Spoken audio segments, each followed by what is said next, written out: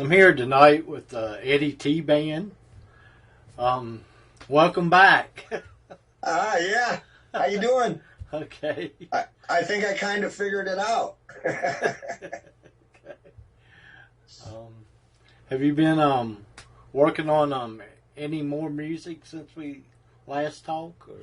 Well, I've been producing the band Fire Creek. We've been mixing their record. I'm in the studio right now, as a matter of fact, and we're in production for the video with me and Sophie Noel. Our song Reflection that we did, that should be coming out. I'm hoping the video will be coming out in a couple weeks, but we're still filming right now. What does your band bring to the table that no other band can? Well, we're a three-piece band. I play bass and lead sing, and then we got Rick Dawson on guitar, and we got Marty Worth on drums. And the three of us, I think what we bring to the table is we're almost bringing that southern rock sound back to country. A lot of bands, you see bands like Blackberry Smoke and stuff like that. We're really influenced by them. And, we're trying to bring the outlaw southern rock sort of edge to our country. And then, and then we throw some traditional country in there as well. But, we're trying to, I can't write that pop stuff, the pop country. I love some of it, but we're outlaw rock. We got a rock edge to our sound, so that's kind of what we bring to the table. So if you're into Waylon, mixed with a little bit of rock and roll, that's us. If you could open up for any other artist, who would it be? For me personally, it would be Justin Moore. He's my favorite singer. My favorite country singer. I could listen to that guy sing all day long. Matter of fact, pretty much all the stuff in my truck when I'm driving is Justin Moore, because I want to write like that. I want to sound like that. And it's funny because I say that we're like an outlaw country band, but Justin Moore is one of my favorite singers. Okay. Being a musician, what do you like the most? I like the interaction with the people, when the people are, when we're doing a show and we're really getting into it, the crowd's getting into it, there's this vibe, plus interacting with the fans online and stuff. Just the whole package of touring and meeting new people and going to new cities. And, that's one of my favorite things about it. We're going to play your new single, Angels How to Fly. All right. Well,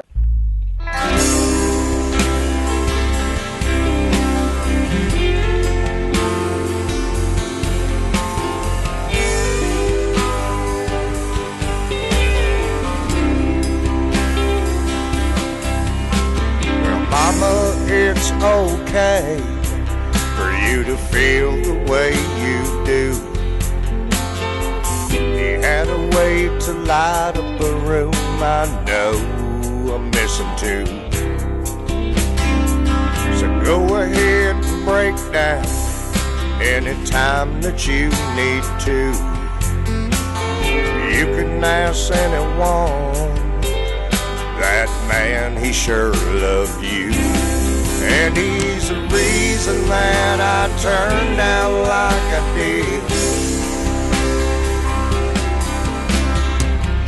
Went and made a man out of some snot-nosed little kid.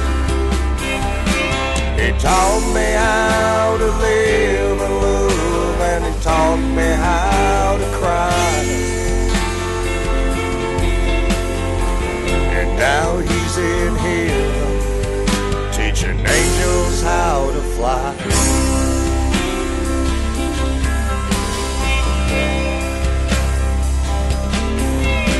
A summer afternoon with the Tigers on TV. That was my whole world, the old man and me. don't think for a second that he's not here. And just when I need it the most, he whispers in my ear that he's the reason that I turned out like I did. And to be strong is just something you're born with. He taught me how to live and love and to always ask why. And now he's in heaven, teaching angels how to fly.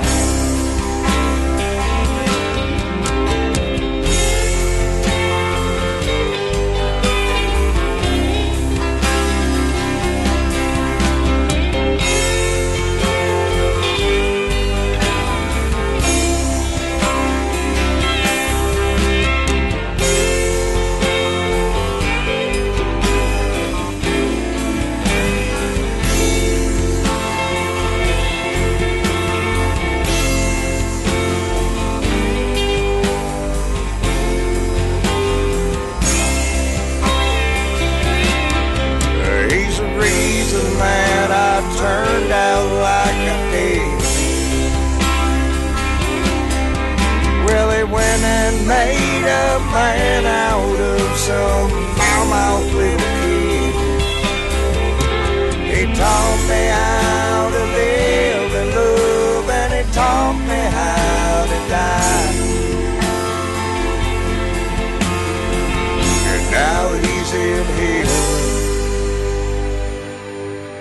teaching angels how to fly.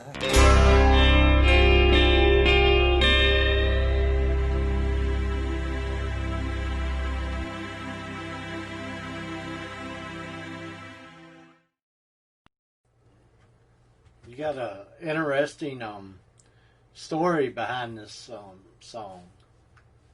Yeah, this one was dedicated to my dad. This was about my dad.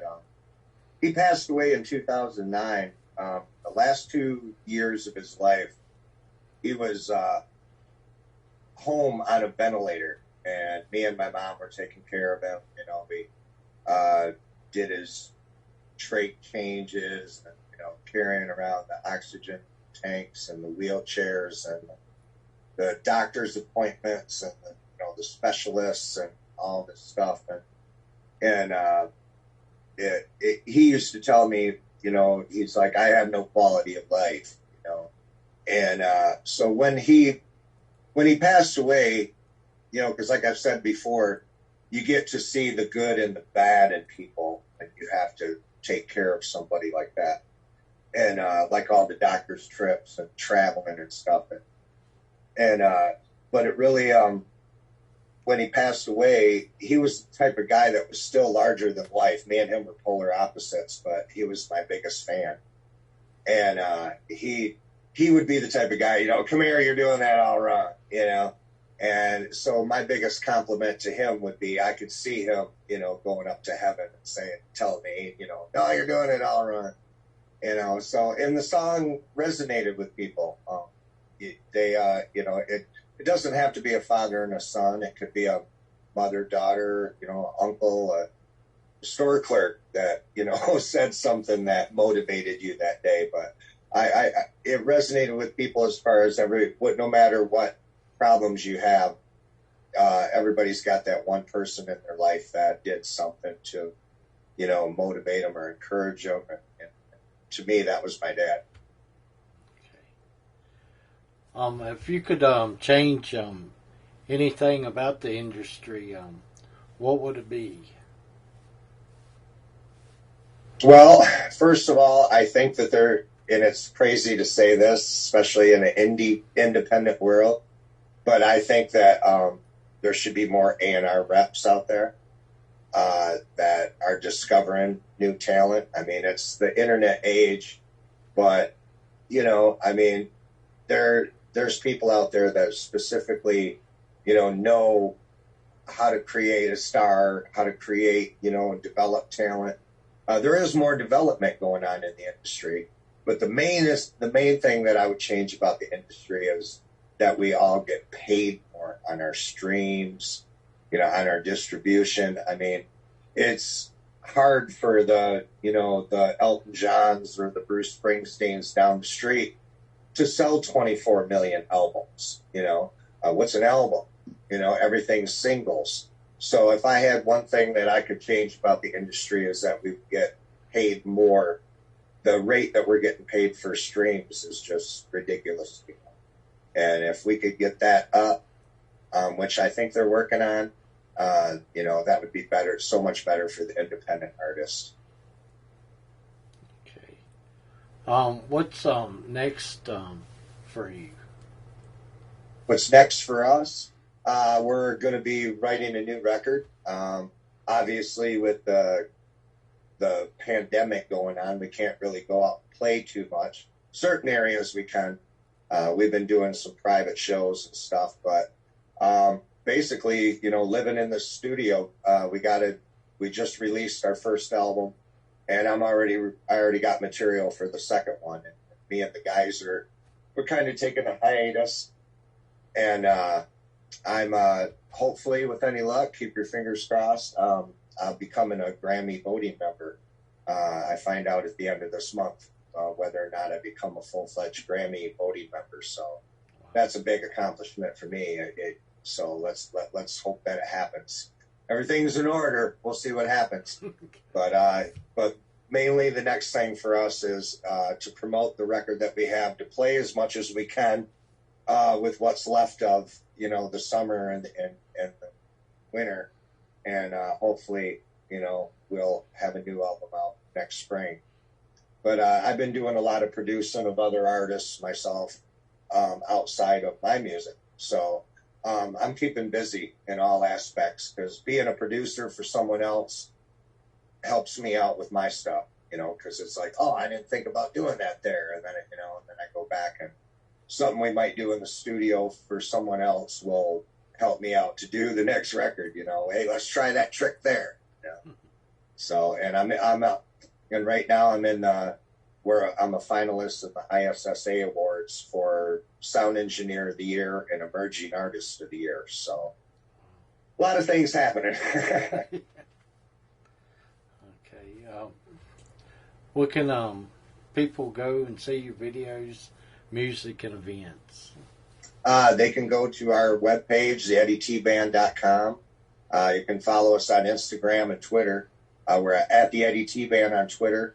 We're on Spotify and iTunes. Of course, our Facebook page, and make sure to subscribe to our YouTube channel too.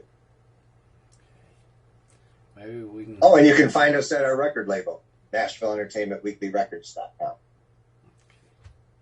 Yeah, maybe we can have you back again with the whole band. Oh yeah, absolutely. The guys are off doing other projects, and trying to get them in the same room right now is like pulling teeth. But we're going to be getting back to rehearsing here pretty soon, and hopefully we can come back on your show and have the whole band with me. Okay. Well, thanks for. Oh, thank you for having me. I really appreciate it.